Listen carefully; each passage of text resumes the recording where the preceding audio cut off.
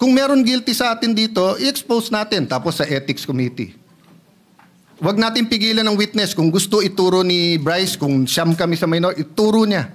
Pero sundin natin yung rules, no? So ang problema namin sa minority is not really where he is detained. Ang problema namin, can we rely on the rules?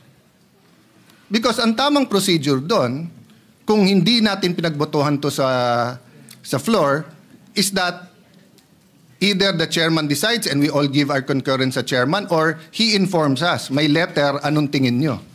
Then of course, masusunod naman yung majority, minority naman kami. Pero hindi na naman ganun nangyari. Tapos maririnig namin, mababasa na lang namin sa dyaryo or sa internet or maririnig namin ngayon sa majority leader na yun ang naging desisyon. Hindi pwedeng magdesisyon ang plenary tapos mababaliktad na lang ito. So the issue is not just Bryce. The issue is also the rules of the Senate. Ganun din po I don't know who wants to answer this. Ano ba ang rule natin pagdating sa CCTV? So, I put this on record. I will put it on record. Hanga ako kay Senator Lacson mag-imbestiga. And I support him to go all the way. But hindi ba kung meron tayong sinususpetsa dito, you make a request for the CCTV. And then, you have a conclusion.